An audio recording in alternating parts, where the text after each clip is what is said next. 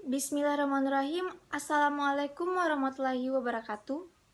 Perkenalkan, nama saya Siti Maharani, NPM 0319010254. Saya dari kelas B, Prodi Pendidikan Guru Sekolah Dasar, semester 3 Universitas Muhammadiyah Buton. Di sini saya akan menjelaskan tentang jaringan ikat. Yang pertama-tama, tahukah kamu mengapa organ di dalam perut kita tetap berada di dalam posisinya dan tidak jatuh meskipun kita melompat? Ya, hal ini disebabkan oleh organ dalam perut kita yang dibungkus oleh jaringan ikat. Apa itu jaringan ikat dan apa saja struktur dan fungsi jaringan ikat di dalam tubuh kita?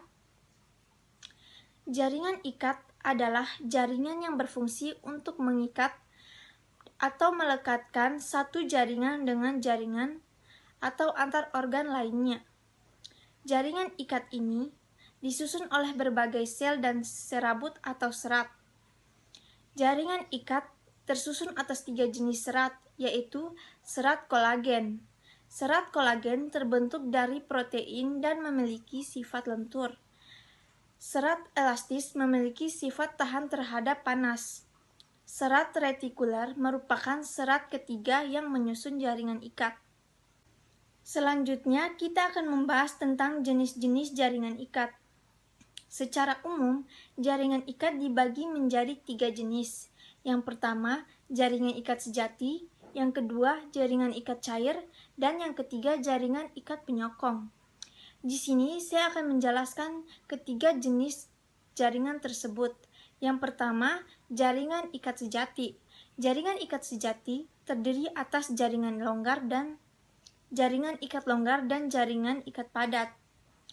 Jaringan ikat longgar mempunyai komponen penyusun sel yang lebih banyak dibandingkan serabut atau serat. Jaringan ikat longgar berfungsi untuk membungkus organ tubuh, pembuluh darah, dan saraf.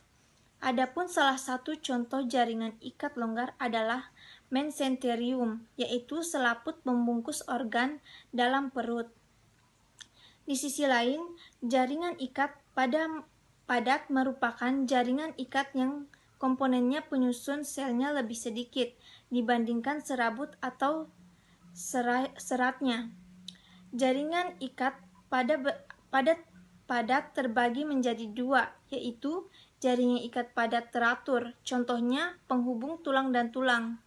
Yang kedua, jaringan ikat padat tidak teratur, contohnya selaput atau pembungkus otot. 2. Jaringan ikat cair. Berbeda dengan jaringan ikat padat, jaringan ikat cair terdiri dari jaringan darah dan limfa. Berperan dalam proses transportasi dan sebagai sistem kekebalan tubuh. Sementara jaringan limfa berperan dalam sistem imunitas tubuh. Yang ketiga, jaringan ikat penyokong.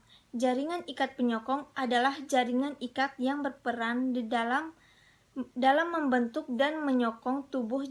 Jaringan ini terdiri dari tulang rawan dan tulang keras. Jaringan tulang rawan tersusun oleh sel kondisit. Terdapat 3 macam jaringan rawan, yaitu jaringan tulang rawan tersusun oleh sel kondisit. Terdapat 3 macam jaringan rawan, yaitu hialin, elastin, dan fibrosa. Jaringan tulang keras tersusun oleh sel osteosit dan terdiri dari tulang kompak dan tulang berongga.